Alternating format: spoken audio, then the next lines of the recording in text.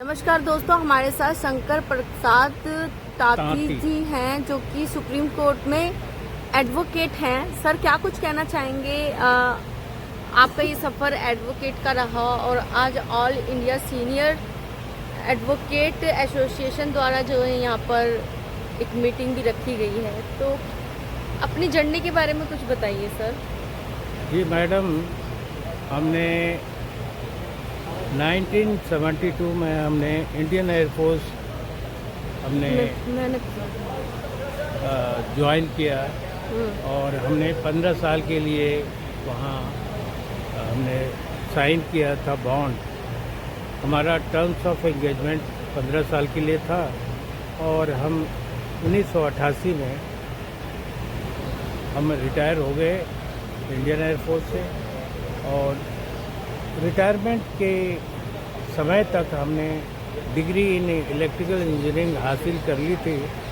वो जो एक इंस्टीट्यूशन ऑफ इंजीनियर्स इंडिया जो अंग्रेज़ों ने बनाई थी, वो 1920 में इस्टेब्लिश किया था और 1935 में रॉयल चार्टर के तहत उन्होंने इनकॉर्पोरेट किया था। और उस वजह से हमारा टेक्निकल प्रोफेशन था और हमने इंजीनियरिंग की डिग्री वहाँ से हासिल की थी और रिटायरमेंट के समय तक हमारे पास डिग्री थी। उसी डिग्री के आधार पे हमने डिपार्टमेंट ऑफ टेलीकम्युनिकेशंस में जूनियर टेलीकॉम ऑफिसर के पद पे हम नियुक्त हुए और फिर हमने 8 साल वहाँ नौकरी की और 8 साल नौकरी करते करते हमें ग्रुप ए सर्विस यूपीएससी संघ लोक सेवा आयोग में हमें मौका मिला इंटरव्यू देने का। सिलेक्शन मेरा हो गया। तब मैं डीजीसीए जो directorate general of civil aviation है, ऑर्गेनाइजेशन है जो मिनिस्ट्री ऑफ सिविल एविएशन के तहत आता है, वहाँ हमने एयरवर्दीनेस ऑफिसर के पद पे हमने काम किया। और उसमें जो प्रोफाइल था मेरा, जैसे सिविल एयरक्राफ्ट है, जैसे एरोप्लेन है, हेलीकॉप्टर्स है, ग्लाइडर्स है, वाटर बलून है, उनको सर्टिफिकेट ऑफ एयरवर्दीनेस देना होता था। और उस जर्नी में हम कभी कभार एडमिनिस्ट्रेटिव ड्यूटी भी परफॉर्म करनी होती थी। और उस सर, आप जो है आप आर्मी में भी रहे, ऑफिसर रैंक के रहे आप व्यक्ति। आप दिल्ली पुलिस में भी एक अच्छी रैंक पे इंस्पेक्टर रैंक से रिटायर हुए आप, तो क्या इंडियन एयरफोर्स। Indian air force. तो सर दिल्ली पुलिस में आपने भी नौकरी की? नहीं। आपने तमाम जगह अपनी सेवाएं दी हैं, लेकिन आपने फिर ये जो प्रोफेशन है अधिवक्ता का, इसे क्यों चुना?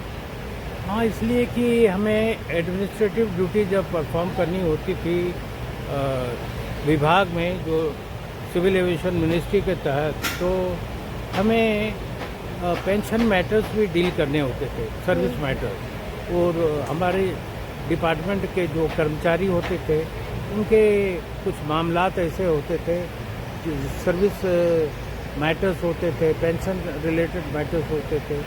तो उसके लिए जब हम हाई कोर्ट जाते थे या सेंट्रल एडमिनिस्ट्रेटिव ट्राइब्यूनल और वहाँ जाते थे ट्राइब्यूनल, तो हमारे लिए लीगल टर्म्स हमारे लिए बड़ा ये अनोखा लगता था। हमें समझ में नहीं आती थी कि ये क्या चीज़ें हैं। और फिर हमें थोड़ा सा ये हमारा मन हुआ कि हम इसको पढ़ें, सीखें और लीगल टर्म्स जाने, तो उसके लिए हमने।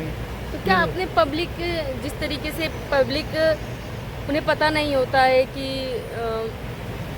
हम अपना न्याय कैसे प्राप्त करें, उनके साथ कुछ चीज़ें हो जाती हैं, वो न्याय के लिए भटकते रहते हैं, उनके साथ अन्याय होता है, तो वो जो प्रक्रिया है कहीं ना कहीं थानों तक वो नहीं जाती तो है, लेकिन एफआईआर तक दर्ज नहीं होती है। जो फर्स्ट इंफॉर्मेशन रिपोर्ट जो होती है वो तक नहीं होती है सर। जी, लीगल अवेयरनेस की कमी होती है और हम लोगों में है। तो क्या आप लोग अब ये जो आपने एडवोकेट का जो भी आपने प्रोफेशन चुना है सर, तो इसके ज़रिए आप लोगों तक इन चीज़ों को पहुंचा रहे हैं सर?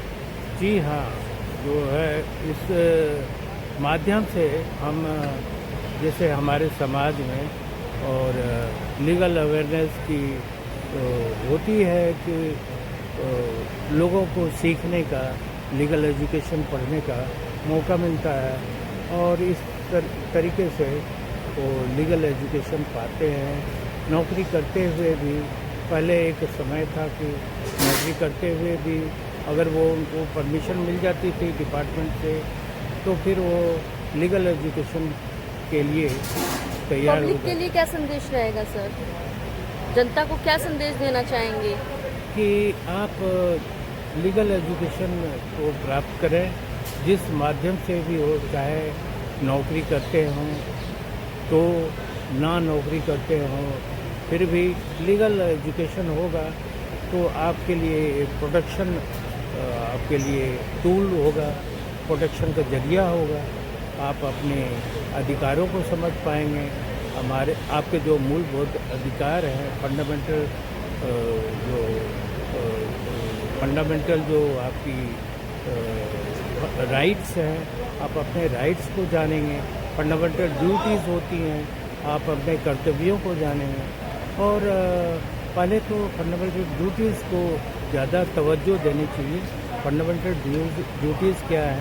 कॉन्स्टिट्यूशन के जरिए, ये संविधान के जरिए, जो कि डॉक्टर B.R. अम्बेडकर साहब ने, बाबा साहब ने जो कि कॉन्स्टिट्यूशन बनाया है, उनको बनाने में मदद की है, तो उसके जरिए हम संविधान के मूलभूत ढांचे को समझ पाते हैं और फिर हम जो है उस आगे जर्नी में अपने अधिकारों की रक्षा कर पाएंगे, अपने कर्तव्यों को जान पाएंगे और कर्तव्यों को हर बखूबी। एक को संविधान को पढ़ना चाहिए। जी हाँ, ये कम से कम मौलिक अधिकार तो पढ़ने ही चाहिए। जी, ये तो आपके कर्तव्य और ड्यूटी का तो पता ही चलेगा आपको। हाँ, दोनों हर चीज़ों को जानना चाहिए। मौलिक अधिकार को भी जानना चाहिए, मौलिक कर्तव्यों को भी जानना चाहिए। बिल्कुल बिल्कुल। फंडामेंटल ड्यूटीज़ क्या है और ड्यूटीज़ को पहले ही जानना चाहिए, क्योंकि राइट्स के लिए फाइट करने होते हैं। जब फंडामेंटल राइट्स की हम बात करते हैं तो हमें फाइट करने होते हैं, कोर्ट में जाना होता है। लेकिन जहाँ तक फंडामेंटल ड्यूटीज़ की बात है तो संविधान के तहत उसमें ये दिए हुए है कि क्या हमारे संविधान मूलभूत कर्तव्य क्या है, मौलिक कर्तव्य क्या है, फंडामेंटल ड्यूटीज़ क्या है, वो हम ड्यूटीज़ को निभा सकते हैं।